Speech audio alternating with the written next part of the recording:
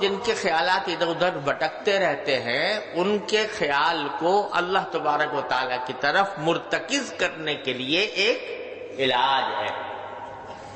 سمجھے نا؟ علاج کو مقصود نہیں قرار دیا جاتا، مقصود تو صفہ ہوتی ہے نا، لیکن مقصود ہے اللہ جل جلالہ کا ذکر دل میں پیدا ہو جانا، اللہ تعالیٰ کے ساتھ تعلق پیدا ہو جانا، اللہ تبارک و تعالیٰ کے ساتھ مضبوط تعلق پیدا ہو جانا، یہ مقصود ہے. اس کے لیے مختلف تجربات سے مختلف علاج تجویز کیے گئے ہیں. کسی بزرگ نے اپنے تجربے سے یہ محسوس کیا کہ یہ جو دل ادھر ادھر گھوم رہا ہے اس کو اللہ تعالیٰ کی طرف متوجہ اور مرتکز کرنے کے لیے یہ طریقہ کیا ہے؟ مفید ہے. یہ طریقہ مفید ہے. تو انہوں نے وہ طریقہ اختیار کر لیا. دوسرے نے کوئی اور طریقہ، یہ جو سلسلے کہلاتے ہیں نا، چشتیہ، قادریہ، نقشبندیہ، سہروردیہ، یہ کیا ہے؟ یعنی ایک طریقہ ہے اللہ جل جلالہ تک پہنچنے کے لیے اور اللہ تعالیٰ کا تعلق دل میں پیدا کرنے کے لیے مختلف اولیاء اللہ نے اپنے اپنے تجربات سے کوئی خاص طریقے مقرر کر دیے ہیں. وہ یہ سلسلے ہیں. چشتیہ، نقشبندیوں کے ہاں کچھ اور اسباق ہوتے ہیں، قادریوں کے ہاں کچھ اور ہوتے ہیں، اور سہروردیوں کے ہاں کچھ اور ہوتے ہیں.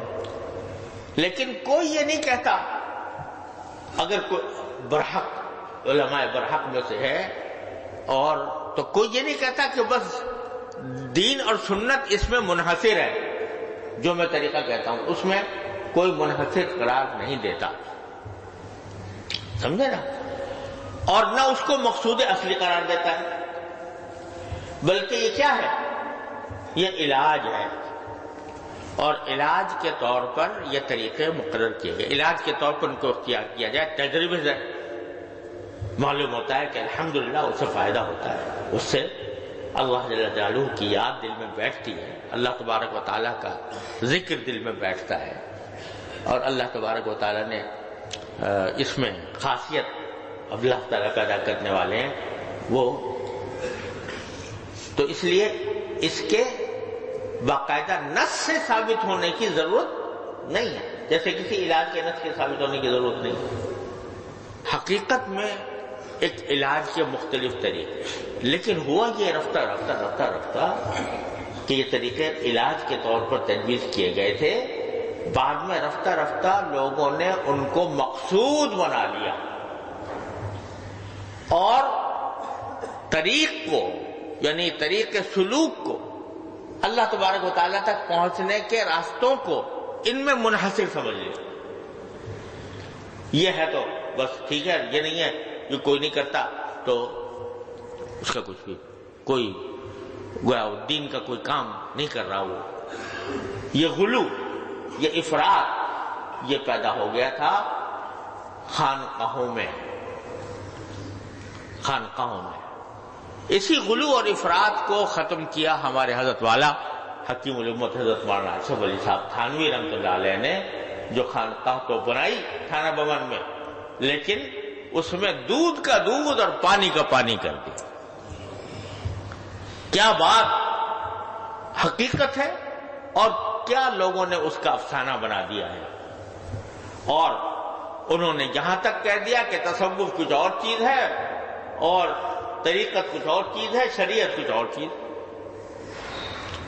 شریعت میں ایک چیز حرام ہے، طریقت میں حلال ہے، والعیاذ باللہ. اور طریقت والوں کو کیا معلوم کہ شریعت کے ذریعے وہ نہیں پہنچ سکتے اللہ تک، وہ طریقت کے ذریعے پہنچ سکتے ہیں. اور طریقت کے جو طریقے ہیں وہ سارے کے سارے وہ ہیں اللہ تک پہنچانے والے. اور جو شریعت پر عمل کرنے والے ہیں یا شریعت کو جاننے والے ہیں یا ان کی تربیت دینے والے ہیں، ان کو وہ تصوف سے، طریقت سے خارج سمجھتے ہیں. حضرت والا نے اللہ تعالیٰ ان کے درجات بلند. ہمارے سارے بزرگوں نے، لیکن حضرت والا نے اپنا موضوع خاص طور پر اس کو بنایا اپنے مواعظ میں، ملفوظات میں، تالیفات میں، کہ یہ حقیقت شریعت اور طریقت متلازم ہیں،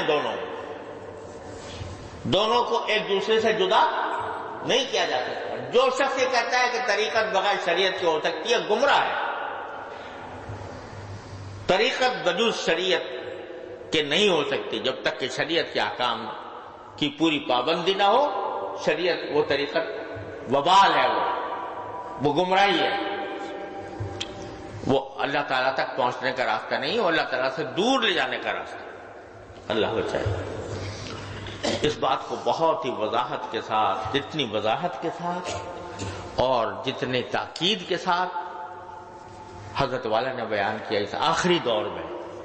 اسی لیے حضرت کو مجدد ملت کا کہ تجدید فرمائی ہے، تصوف و سلوک کی تجدید فرمائی. جتنی بدعتیں اس میں داخل ہو گئی تھیں، جن کی غلط فہمیاں پیدا ہو گئی تھیں، ان سب غلط فہمیوں کو، بدعات کو رد کر کے تصوف اور طریقت کو نکھار کر پیش کر دیا، جو عین قرآن و سنت کے مطابق. لا الہ الا اللہ